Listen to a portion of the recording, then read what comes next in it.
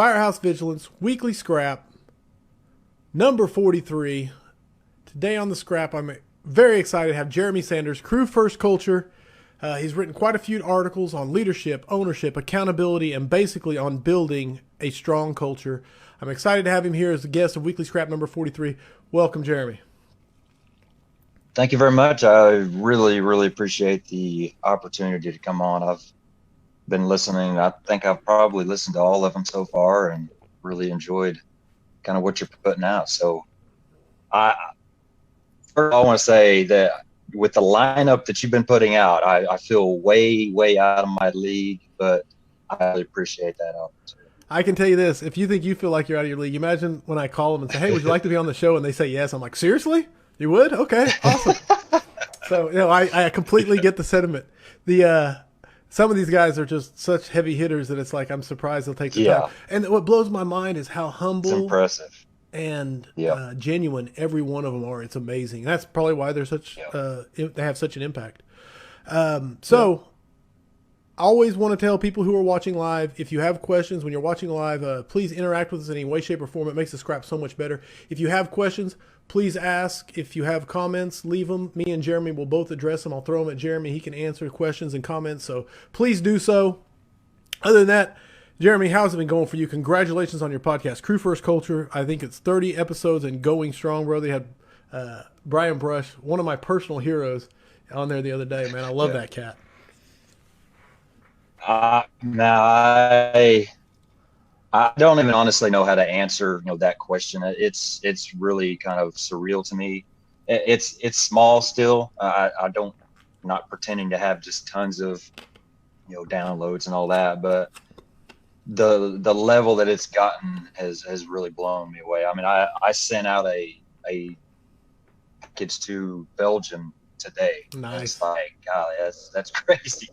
But I've had some really good really good guests here lately, and guests that are personally mean something to me. Brian Brush and Justin Mann they're really why I'm sitting in this chair right now, instead of just being happy with a mediocre company minimum standard career. And I wanted to honor them with getting them out there and just letting them speak some of their mind. And it's just amazing. I'm just blown away constantly by the people that respond to different episodes and just where it's listened to. And it's been awesome. It humbles me for sure. And I just enjoy meeting people like you and, everybody else that are like-minded and want to do great things and are just in it for the passion and it's just, I love it. I love it a lot. So. No, it's that whole leaving it better than you found it and trying to throw something back at it, man. It's hard to knock, man. All right. So, for those of you who don't know, the scheduled guest for this week, I've been trying to get Jeremy on the Weekly Scrap for, we started talking 3 months ago when we first met, like 4 months ago, 5 months ago. And probably, And then it was before the podcast. Yeah. So, and then we've been interacting and stuff like that. I came on your show and it was an honor and pleasure, and it was a lot of fun, and I was going to have you back on. And so tonight opened up and I called you and you said you were glad to do it. And so I can't say thank you enough for doing that.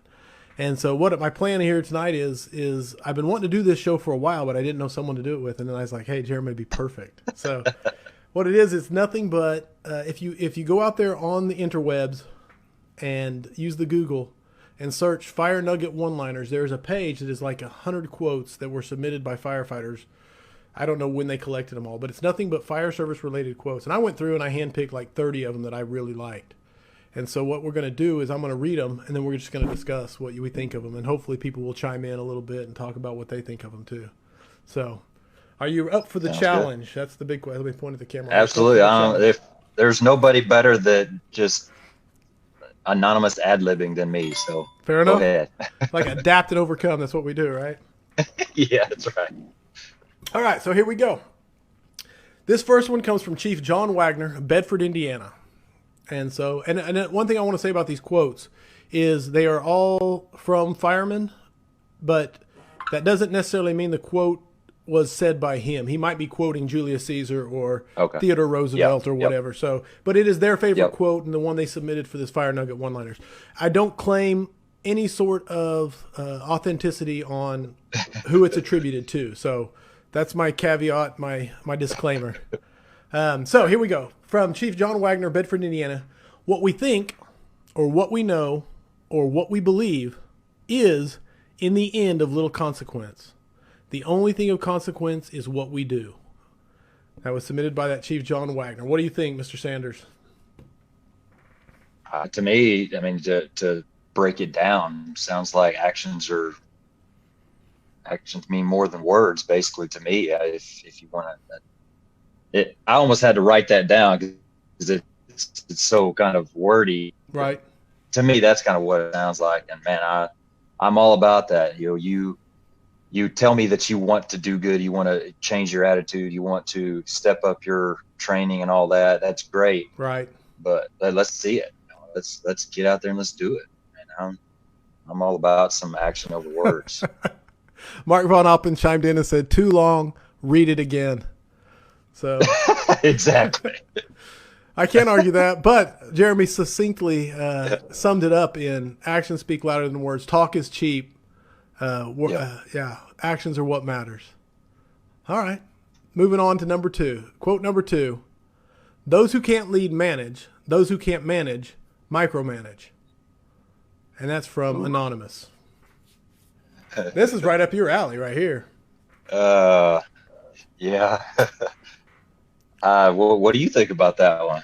It's number 1 of the big 4 because Mark Von Oppen just chimed in with "do your job," and so Right, yeah. I think since Mark's talking to us right now, I think that last week he touched on it on the scrap when he said manager's not a dirty word, and to me, I mean, it's always been a dirty word. So that was kind of an eye-opening thing when he said that. That was an interesting thought for me as well. Yeah, and so see, we talked about it last week. I'll take it further than that, though. I'll say I do believe that now. A manager is not a bad word, but you would have to prove me you'd have to give me a lot of evidence to prove me wrong of saying micromanaging is a bad word. Oh no, I'm 100%. I'm the choir. That's top level of bad. I don't know what you want to call it. I don't want to call it bad leadership because to me it's not leadership, but it's not good. Well, one of the things that blows my mind on micromanagement is that there is not a micromanager who believes that they are a micromanager. So in other words, they always think they're helping. They always think they're showing you how to do it better or how they would do it. So in their heart of hearts, I think they're really trying to do good. Yeah. It's just, hey, get off my back and let me do what I do. Yeah. And so, but again, it is go ahead. I was just going to say it's a morale killer, an attitude killer. It's if you have somebody with a great work ethic, it's going to kill it. If I'm going to work hard for 4 hours and then you're going to find something else for me to do that's to make sure that I'm staying busy, then I'm just going to make that one task last 8 hours. Right. You know what I mean? And so it's a killer all the way around. It is the assassin of drive, basically. Micromanagement will kill drive. Yep. And I think Mark Von Oppen chimed in again and said, "I am the dirty word." But I think Brian Brush said it best when he said Mark Von Oppen is a beautiful lover. And I think that sums up this whole conversation. Okay. Just kidding. All right, that's for we can move on from there. All right. In the fire surf, next quote. I'm sorry. This one again comes from Chief John Wagner of Bedford, Indiana.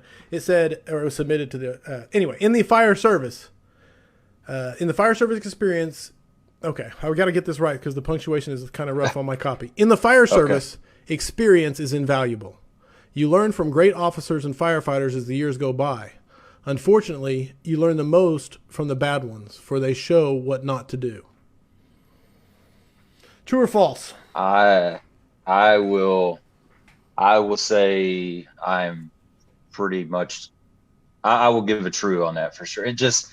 And the reason I say that is just personal experience. I won't pretend to know, what everybody's experience are. And I don't like, I'm like you. I don't like the always and never comment on anything to do Sure. with fire service. So I'm sure there are some give in there, but for me personally, I know that I have learned a lot from the lesser of the officers that I've worked for. And I've learned, you learn from the good ones too. I mean, I Sure. learned how I want to be treated because this guy treats his crew that way, and I liked how that felt. But a lot of that it just comes natural. You know how to treat people.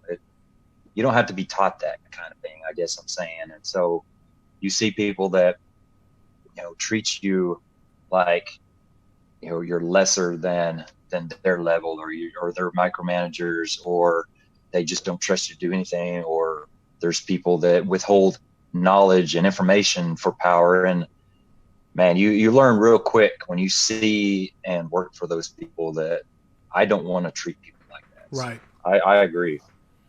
And I will say this: that everybody's an individual. Obviously, I'm gonna make a really obvious blanket statement.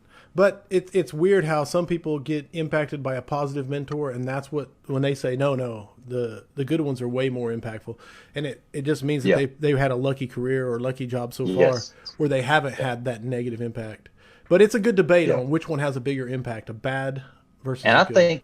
I think it's, if you haven't had some of that bad leadership, I guess, if quotation marks, if you want to call it that, whatever you want to call it, if you haven't had that, then you don't have a real picture of what you want to come. I don't think your vision can be as true to form if you haven't seen a well-rounded arena of leadership, good, bad, in the middle, all that. I think that really helps you builds your culture that you want to create, and it builds the leadership model that you want to work off of. And I think it's good. No, it definitely. I mean, it's definitely the whetstone that will sharpen the blade of your leadership skills. If you get Yeah. one that makes you dread coming to work, I can say this is that if you have the ability to make this job where people don't want to show up, then you are a special kind of butthole. You You know what I'm Yeah, saying? Because you got to try. Yeah. this is the greatest job on earth. So that's my opinion for what it's worth. Moving on to the Oh, next one. yeah. That's a good one. I like that one. Mediocrity is easy. Don't be easy. And that one comes from Lieutenant Stephen R. Powers, Clintwood Volunteer Fire Department. Mediocrity is easy. Don't be easy. Yeah, I mean, that's a good one. I feel like, I try to be honest, on my episodes, like the ones that I'm talking just myself and telling my story or things like that. I'm not pretending to have always been fired up. I'm not pretending to have always been passionate about growing and learning every day and training every day. I have been the guy who has not wanted to come to work. I've been the guy that has been okay with sitting in a recliner as long as I was able to sit in a recliner. I've been the guy that hadn't worked out for 6 months. I've been that guy. I've been that mediocre guy. And so I think being kind of in a pattern of growth and in a season of growth I'm in right now, it helps me to be compassionate about those around me that I'm trying to lift up, trying to kind of get fired up, that just aren't getting it right now. It helps me understand kind of what they're feeling. And so, I agree. I think our job, mediocre gets you a paycheck. Mediocre, you can keep a job at mediocre, Right. but there's just so much more. You can reach people, you can help people, you can touch people's lives, you can make a difference in so many ways. And man, if you aren't doing something every day just to grow, just to grow a little bit, it it it's just important to me now that I kind of see where I was and now where I'm kind of at. It it's big. It's big to me for sure. No, 100%. Because I think, and people who don't know my story itself, which is I hired on very young, and I did not appreciate the job, and I took it for granted. And it's easy to go from that, especially in an unhealthy culture, to just kind of go 10 toes up, be in a recliner, kill as much time as you can. And Yeah. again, thought that we haven't mentioned his name enough. Mark Von Oppen and Brian Brush, both of those guys had a huge impact on me Yeah. and turning the trajectory of my career around to where now I'm doing stuff like this, trying to discuss passion in the fire service. So Yeah. there is no doubt, and that's what the Firehouse Vigilance byline is: the never-ending fight against complacency, and complacency and mediocrity are just hand in hand. They're just killers, and they're so insidious and so just they'll creep in and you don't even know they're there. Yeah. And you have to stay vigilant. So anyway, that's a very simple quote, but I really do like that one. So that's the reason Good. I bring it Yeah, up. it's a good conversation. I mean, that's a whole podcast right there. There's no some of these are well, like I said, I'm glad I have you on to discuss them. So next quote is from Lieutenant Brian Cairo, Engine 14C, on duty, Escambia County Fire Rescue, Pensacola, Florida, and he says, "Turn the new guy into something he doesn't know he can become." Love it. Right. That sounds like Cruise First culture right there. I wish I came up with it. Right. Yeah, exactly.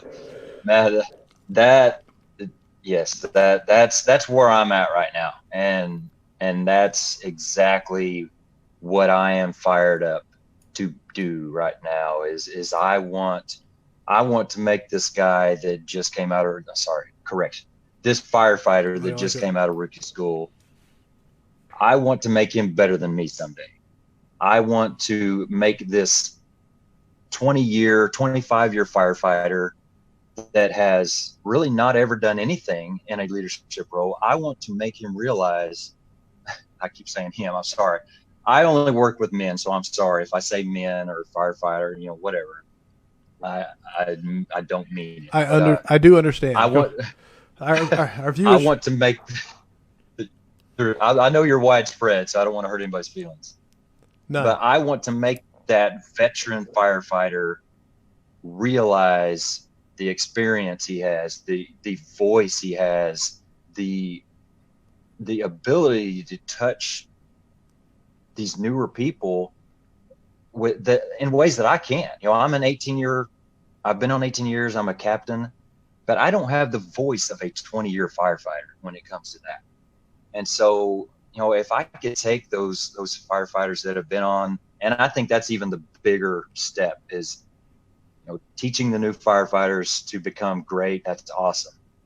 And I take a lot of pride in wanting to do that. But to me, it would even be even more, I'm trying to think of the right words. It would even mean more to me if I could turn that 25-year firefighter into somebody that he didn't even know he was. That's nice. Into somebody that truly reaches above and beyond his expectations for himself. That right there, if that happens to me, that would be like, wow, that really means something to me as a leader.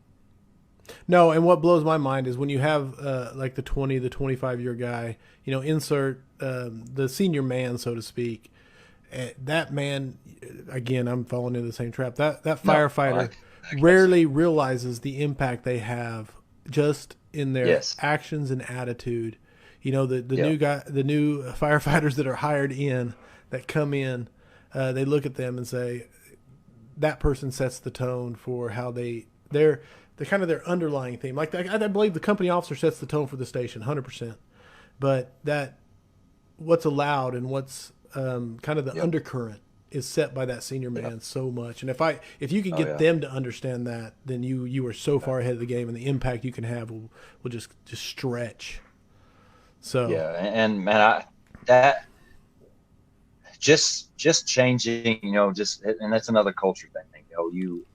If you would just have one thing to change about a department, and you have a department that's okay, and everything is, like you said earlier, mediocre, and your firefighter, your senior firefighters are just, they're there, they do job good, but they don't really reach out to anybody. They don't teach anybody. You know, if you just changed that, if you just changed the mentality of those senior firefighters, turn that into a, I'm here to teach, I'm here to pass this on to the next person to make them better than I am. If you could change that one thing, dude, I guarantee you that would be a drastic difference in what those departments would look. Massive impact, especially when you Yes. extrapolate out over the long haul. Just how much impact Oh, it yeah. has on those guys. Yes, 100%. All right, I love it. All right, here's another short and sweet one that's hard to argue with. So, this is from Daryl Trout, engineer, South Metro Fire Rescue, Colorado. He says, "Don't be a weak link. Learn something new every day." Some of these are just truth. Yeah, and yeah, and again, that's kind of where I'm at. I just, you know, I sat down with my crew. Oh, it's probably maybe been a month ago now, and just was as honest as I could be. You know, I wasn't happy at that time. I wasn't. We had fallen into a slump with this whole COVID and lockdown and, you know, everything else. And I am at a stage right now where I need to be fed something every day. I need to feel like I'm growing a little bit every day. I need to be doing something. And I told him that, you know, and I said, I want a crew that wants to do that with me. And I want that to be you. You are the people that I want that to happen with. But if that's not for you, if you know, if that's not where you're at, that's fine. I'm not going to take it personal. I got to ask, That's what I want. Yeah. Go ahead. How did they respond to that like that opening of your heart and that challenging them and telling them where you wanted to go type thing? Yeah, I mean, it's lots of, you know, everybody's on board type attitudes, and I have a good relationship. I'm speaking myself for others, so, you know, take it for what you will. But Sure. I feel like I have a really good relationship with. I've got a 5-person crew, so it's me and 4 people. And so it's a small crew, and, you know, we're tight. We're literally together from 6:30 in the morning till sometimes 12 o'clock at night, just hanging out because we enjoy each other. And so I've got a good buddy and boss relationship with them. I feel comfortable saying. And so I know that the people I have on my crew will do anything they need to do, if only just to make me look good, because they respect me, and you know, that's the kind of people they are. Right. And so, yeah, I mean, I just felt like at that time I needed to be honest and lay it out there. And if there was somebody that legitimately didn't want to be a part of that, you know, I'm not going to take it personal. Like I said, I'm not. I would rather help that person find a crew that's good for them, and then bring somebody else that wants to be a part of that, than to just make it awkward for everybody. So, you know, it's just, I love it. I love just growing and learning and just trying to get a little bit better every day. So that's all. I'm all about that.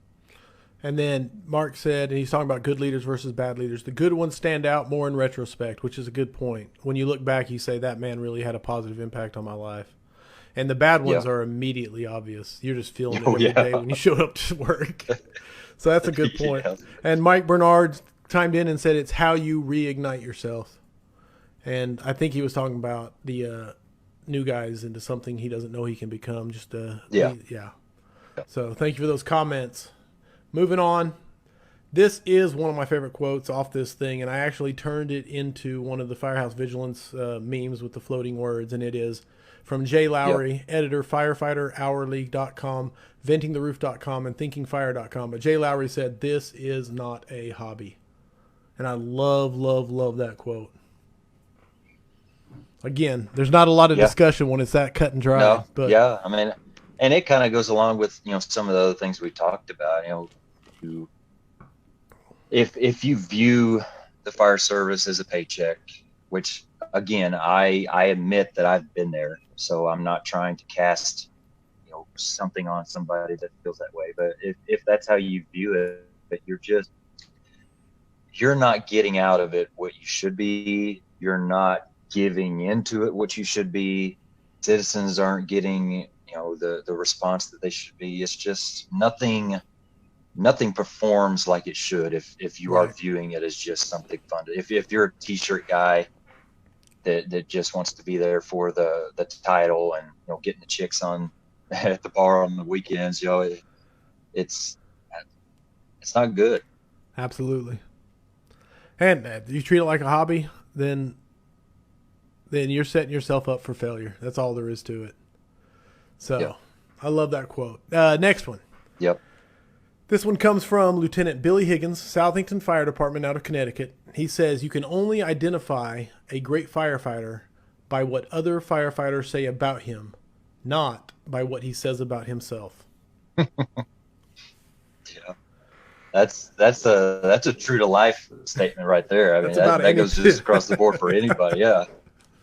And especially firefighter. I mean, I think firefighters are a little bit like fishermen. You can't completely take anybody's word straight for what they try to give it to you. But no, I think a true testament to anybody is what is said behind their back. If it's great things, then if you have people talking about the good things you're doing and the good whatever you're adding to the service or the department behind your back without you knowing it, and that speaks volumes of how you're doing. And so, yeah, for sure. And one thing I want to add to that is that a lot of it depends on who is talking. So sometimes you just have to take pride in who is talking crap on you, if it is crap, and just take pride in the fact hey, if they're saying it, then I must be doing something right, and you just got to wear that. Yeah, but I love that when you're like, I think one of my great uncles, I think he said, if you're rich, you don't have to tell people you're rich, and I always translate it into, if you're a tough guy, you don't have to tell people you're tough. And so that, I think that plays right into it. Next one. This is a long one. I saw something. Well, I just saw, it kind of ties into what you just said. It's something that, and I'm just kind of paraphrasing, but basically, if you, I'm trying to think of how it's said. Basically, if the people I don't have any respect for are talking bad about me, then that probably means I'm doing something right. Yeah. So I think that kind of ties into 100%. Next one. This is a long one, so bear with me. I'm gonna have to read it twice. Okay. All right, but no, it's this is from Deputy Chief Ron Aote, Group 3, Marlborough, Massachusetts. The fire service is a lot like a lighting store. You have your spotlights that shine brightly in one area, your floodlights that shine over a wide area, the rough service bulbs that get the job done, and then you have the 4-watt night lights that can barely find their way.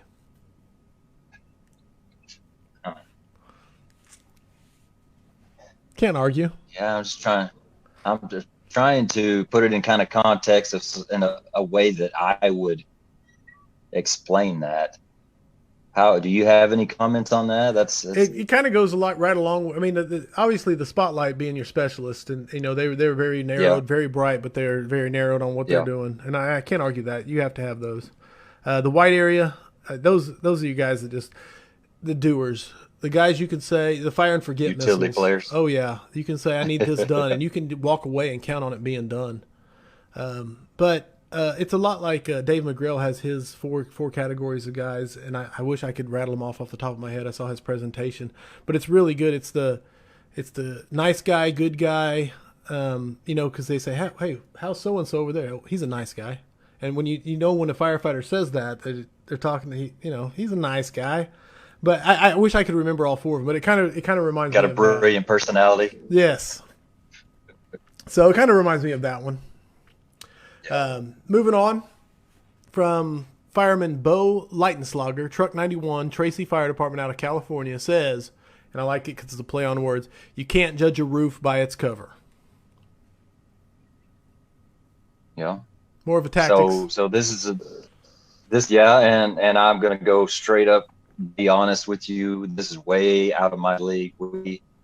At the department that I'm on, I have never personally cut into a roof on an incident. So I will just throw that out there right now. We had a ladder truck, but we cross man it basically, and we're basically engine guys, and And when we're called upon to do truck activities, we do what we're called upon, but we're not a vertical ventilation company. So I don't feel comfortable even saying just talking about just because of my absolutely. No, I my get knowledge you. base.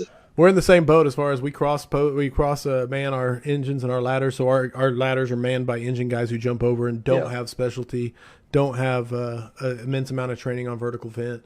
A lot of it being we're both from the same area of the country, so that's kind of the nature of the tactics here. It's regional and it's grown that way for the last 30, 40 years, and I think there's a shift. But so I just liked it because it was the play on the don't judge a book. But I do like the don't judge a roof by its cover. I do like this. Philip LaRocco out of Ladder 148 FDNY said, before you can think outside the box, you have to know what's in the box. Learn the basics, know your job, the rest will come in time. That's a good one.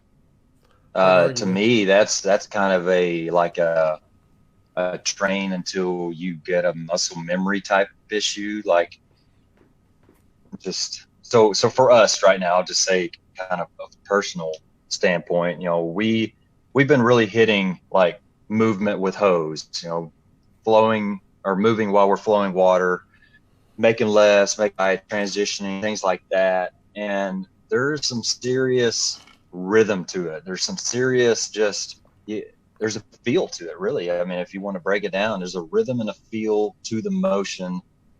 And if you aren't comfortable in that and you haven't done it a lot, then you will sit there and that's what you're thinking of. You're thinking of how your body needs to be. If you are a person that's getting into it and doing it and your muscle memory is there and your body knows how to do it, well, that completely frees your mind up to be 100%. Paying attention to, outside activities and dangers and things like that. Absolutely. So that's a good one. Just working towards that unconscious competence. Just slowly but surely slide into that quadrant. Absolutely. Mark Alone said, boom. I think he agreed with you. So the fire inside guy coming in to say yes. Oh, yeah. No, one thing I do anytime he's on my team, I'm good with that. Yeah, well, absolutely. That's where I say you have to judge who's saying what. So if he's saying boom, then we know we hit something. Yeah. Right. Yeah. Whenever people talks about the box, and this is one of my, and this has been going around on social media, different pages and things like that. It's the tool in the toolbox, and it's a tool in the toolbox. It's a tool in the toolbox. Yeah. And that I feel like people use that just to end an argument more than anything else. You know what I'm saying? Like whenever two people are arguing about tactics, they're like, "Well, it's just a tool in the toolbox." Agree to disagree. Right. So and so anyway, so for me, whenever they talk about the box, it does remind me of that. But there's 100% the basics. It's Stanley McChrystal talks about what separates the special forces from the regular troopers, and it's that if you are special forces, everything they do, all the basics are off the table. They're done. They can do it. From map reading to pistol firing to communications to radio work. So you don't worry about that stuff so they can focus. Yeah. Hannah Elliott's coming at you, and she says, I have a weird question. So that's always a good way to start. So okay. I found that remaining grateful while under poor leadership in the Firehouse maintains a healthy mindset and rejuvenates the drive for self-improvement. What do you think? I'm throwing it to you first. I think that's an awesome way to look. Yeah, that's an awesome outlook on any, life situation, man. If you have the strength and the character to remain grateful, even though you are in a situation that you don't want to be in, a situation that, is not ideal, whatever adverbs you want to add to it. And that is a true sign of the character that you have. So yeah, that's awesome. That's what I want to be right there. No I doubt. want to be grateful during the coronavirus times that everybody is freaking hating, including myself. Sure. I want to try to find something to be grateful for. And so, yeah, I love it. No, and I'll add on to this because I don't remember what post I made or whatever, but somebody, and I'm sorry, I can't, that's one of the problems with Facebook and running a page is sometimes you just don't remember who said what. But someone came in and said it is impossible to complain. I think it was a post about complainers, but they said it's impossible to complain if you have a grateful heart. And I was like, when I first read his comment, I was like, step back and I said, is that true? but it's become one of my mantras just so to much. soak it up. Yes. Yeah. And it's become one of my daily mantras where I write down in the morning on my little journal thing, one thing I'm grateful for. And Yeah, it that's awesome. completely sets your mindset up for the day because it's hard to complain when you're trying to be grateful. Yeah. And so, no, Hannah, as far as having a healthy mindset, maintaining it, rejuvenating your drive for self-improvement, I think that might be one of the keys, especially when you're stuck on that island and you're the only, and you feel all alone and you're the only one out there doing it. So 100% gratefulness. And that's also going to sustain the level of your drive. You used the word drive earlier. That's going to sustain your drive instead of allowing it to just completely bottom out, to where when you are put into a better situation, then you're starting at zero, instead of, if you continue to be positive, continue to be grateful, and keep that drive going, you get into a better situation, and then it's just like gas on the fire, and you're rocking and rolling. So yeah, it's a great mindset for sure. 100%, Jeremy, 100%. Nice question, Hannah. It wasn't even a weird question. I was expecting something a lot more off the No. wall. So we'll have to talk about what's weird and what's not weird. We'll have to figure that part out. All right. This one comes from Vincent Dunn, which I think people know that name enough. So, but FDNY, Vincent Dunn says, it is better to be lucky rather than smart. But if you're smart, you have a better chance of being lucky. To me, kind of the first thing I think of when you say that is, you know your job, you know what you're doing, you have experience, and you're putting yourself in good situations to where when things bad happen, you're in the best possible spot to get lucky, to avoid that. But basically, I guess that's kind of how my mind perceives that. I like it. Tyler Moore said, never be heard complaining, especially to yourself. And that comes from Fit to Fight Fire. He attributed it, and I like it. Especially to yourself. I like that. All right, one more, and then I'm going to hit you up on books and the 5 questions for firefighters. So the last one for the day, which means I have a whole bunch more to go over. So, but that's fine. So here it is. This one probably applies to you a little bit. It might. I don't know. We'll see what you think of it. It says this one comes from firefighter Michael. I probably mispronounced it. Brycalt, City of Albuquerque Fire Department, and he said, obsession is a word that weak people use to describe dedicated people. Oh yeah. Try to think of just to put in words what I'm thinking right now, man. That to me speaks of those people that are the mediocre people that we talked about earlier, that maybe feel, what's the right way to put it, they feel like they're getting shown up maybe by the people that are wanting to do good things. They're basically just throwing mud to bring somebody down. It sounds like to me. Quit making us look bad type deal.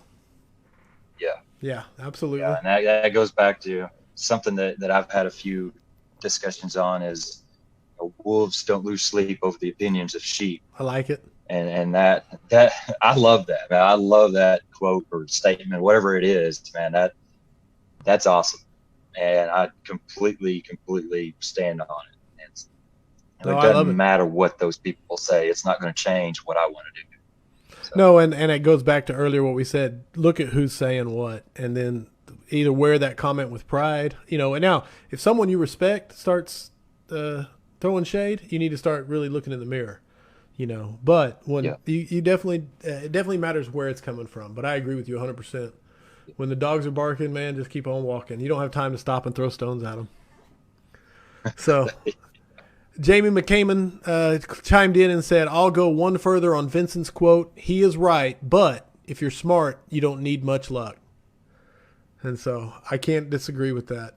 The smarter you are, the less luck you will need.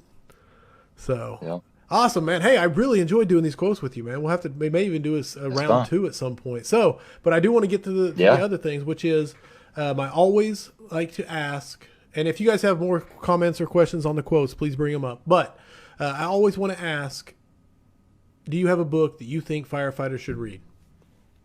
Crew First Culture. What's your I suggestions? I am admittedly not the greatest reader. Luckily for me, I've got an hour and a half commute to work. And so I kind of rotate between listening to podcasts during that time and listening to audio books. So Nice. I listen to books. I don't do any reading, but I guess you could say it's the same thing. So just a few that really kind of spoken to me since I almost call it my rebirth. Probably about a year ago is really when I started getting fired up again and getting back into it. And that's kind of when I started consuming content. So really one of the biggest is Simon Sinek's Start with the Why. Nice. Because I have seen so many times it's just you stuff pushed at you, but you don't get why. Okay, why are we doing that? Well, no answer. Or why can't we do this instead of no answer? It just, and the frustrating thing for us or anybody in a formal leadership role, I would say, is that we're expected to stand by these things to the people below us. I can't honestly stand by something that you can't sit there and truthfully give me a why as to why we're doing it. Right. It just burns me up inside. And so that book was awesome. It's, if you haven't read that, and especially if you're somebody that feels a lot of frustration to do with that type of situation, it's good for sure. 100%. Dude, I'm a couple of the others. Go ahead. No, I was going to say I'm a Simon. No, go ahead. I'm a Simon Sinek freak. I love everything he's written and posted on YouTube and talks. I try to catch him all the time. So yeah, Simon Sinek is one of my heroes. Go ahead. I'm sorry, I didn't mean to cut you off. No, I'm just kind of getting in, and really, I've heard quite a few books that are really good, but a couple of the other ones that really just hit me good right in the heart, or Jocko Willink's first two books, Extreme Ownership and The Dichotomy of Leadership. And especially if you've read them and haven't heard them over audio book, you should listen to them on audio, because he reads them himself. And anybody that's listened to his podcast knows he's just got a voice. I don't care who he was. If I didn't even know who he was, you hear somebody with that voice and you're going to want to listen. He's just got a voice that's like, dang, this guy's been through some stuff. He's got something to say, and you don't even know anything about it. So listening to those books was cool. I got a lot out of them, and it was just cool listening to him read his own book. I really enjoyed that. Awesome. No, I've never been an Audible guy. I've never been able to listen to books until Eric Sailors came on the scrap. I want to say around number 29 or so. And he talked about his method of doing it. He would just get books on Audible and listen to them while he drove. And then if it was a really good book that he really enjoyed listening to, then he'd buy it, then he'd highlight it, and then he'd take notes. And so I've started doing that. Now I've been introduced to the world of Audible thanks to Eric Sailors. And so I'm doing Lou Holtz's, I wish I could remember the name of it right. That's one thing, is I don't have the book to look at, so the name isn't as imprinted. But Lou Holtz is Winning. But yeah, I'm blown away that how much time I've wasted driving when I could have been enjoying some great books. So anyway. I personally don't have time. I say that everybody can find time for something. Right. As I'm saying that, it's kind of a cop out, but I've got a full-time career job trying to do a lot I've got all this side stuff going on, True First Culture. I live on a 10-acre farm with, I don't know now, dozens of animals. We've got 7 kids. So you have a few kids. I knew that. Are still at home. So yes. So time is a very, very valuable commodity to me. So I'm more than happy of spending my reading time just listening. I guess I'll say that. Sure. And that commute time, man, you taking advantage of that. That's awesome. Yes. That's been a big, like I said, it kind of since that what I call the rebirth. Before that, it was just I love music, and I love lots of different kinds of music, and I would just rotate between genres. But it's just mindless. Right. You listen to music, it's just mindless. You're not really. And I'll have a day every now and then that it's a music listening day, and that's fine. But yeah, the just just trying to visualize and think about the growth that has occurred just in those 90 minutes back and forth every day is, and I've listened to some good podcasts. I've learned about some people in the fire service that are saying the same things that I would say myself. Like they are literally the same person, and it's really cool to kind of branch out and listen to these things and kind of broaden that horizon for sure. It's awesome. All right. Well, it's time for the 5 questions for firefighters. Are you ready, Mr. Jeremy Sanders? All right. All right. I'll do my best. It don't matter. There's no right answers. It's just your opinions. That's good. All right. Number 1. What is the number 1 issue facing the modern fire service? I think we discussed it earlier. I just think it's the failure of our veteran population sharing the knowledge, the experience to the younger generation. And this may be just a personal what I'm seeing, but we just need stronger senior leadership, and kind of on the same lines as we need better promotional, what's the word, preparing for promotions. I just feel like we don't really focus any on getting people prepared for that next level. And so both of those things are just, I want to see a shift in the culture of both of those areas. That's what I want so bad, to give everything I have to give to make as much change as I can in those 2 areas. Nice. Number 2, just so you know, what is the thing you are most excited about for the future of firefighting? Man, I'm personally excited about social media, where it's going. I hear you hear all the time the dangers and the negatives about social media, and I guarantee you they're there. I'm not saying at all that they aren't there. If you want to be absorbed in negativity, you can do it all day, every day, with no problem. Oh, absolutely. But the amount of positive influence, the amount of inspiration, just the stories of these people that are out there, it's amazing. It's just amazing the amount of people out there wanting to do good. And if you don't look for that, you don't see it. And man, I've truly been blessed with meeting some great, solid, humble, just awesome people over social media. I've never met them in person. Right. I would have never, ever met them in person if it wasn't for that. And so, I've really, really enjoyed the positive that social media has brought to me and my career life. That's awesome, man. That's the first time that answer has actually been given as far as the future. I like it. Unique. Best rank or position to have in the fire service?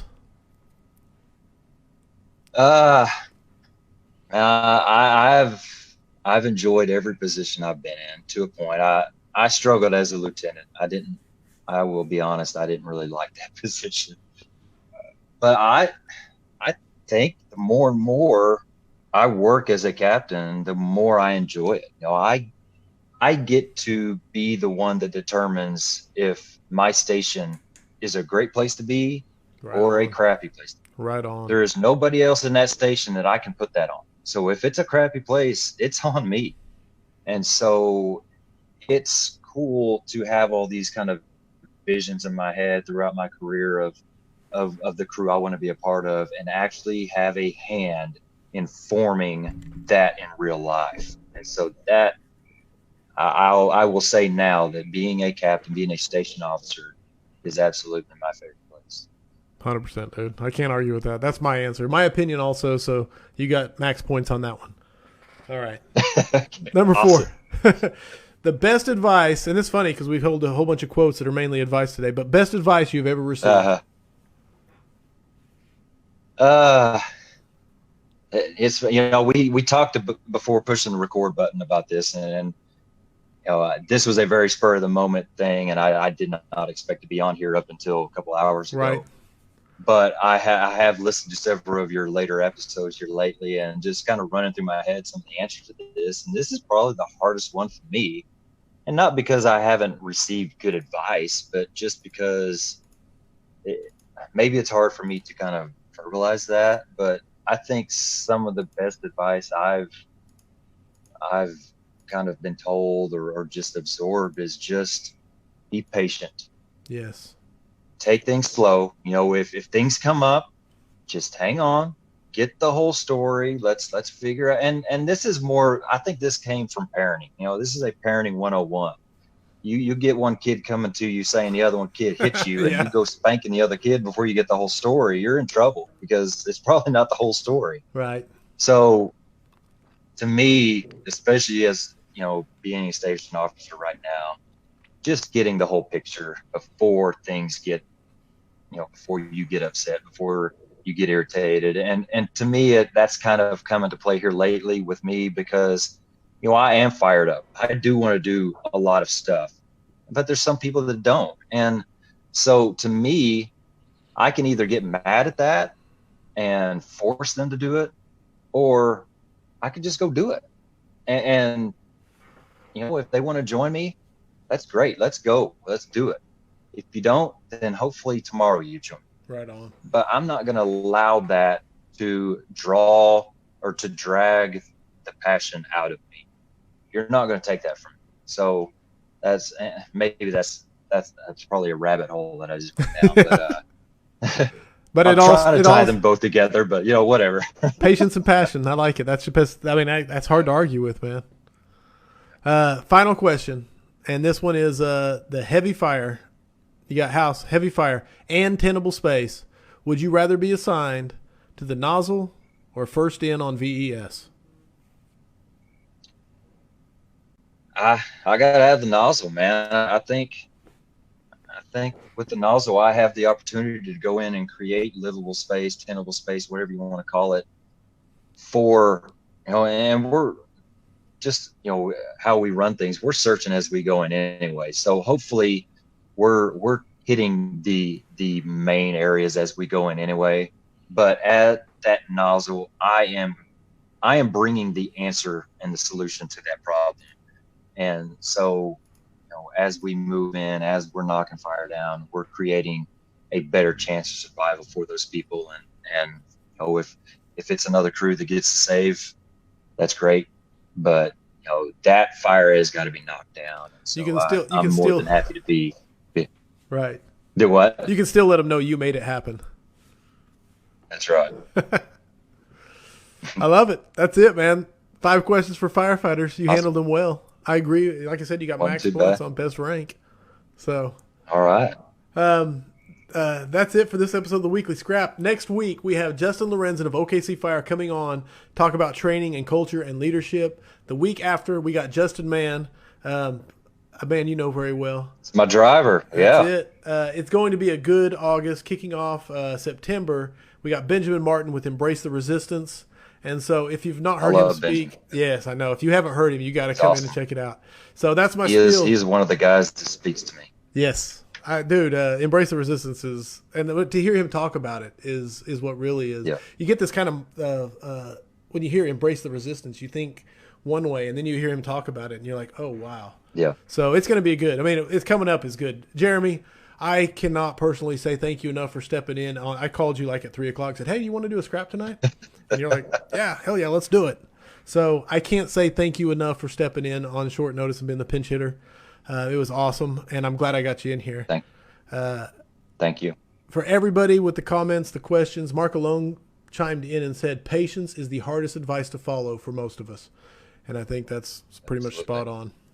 So thank you for all the questions, comments. Thank you, Jeremy Sanders, for being on Weekly Scrap number 43. Crew First Culture. Check him out on Instagram, on Facebook, on the interwebs. The podcast is going well. And all I can say is for everyone else, I hope the tone stays silent. Unless it is burning, stay safe out there. Thank you, Jeremy. Thank you.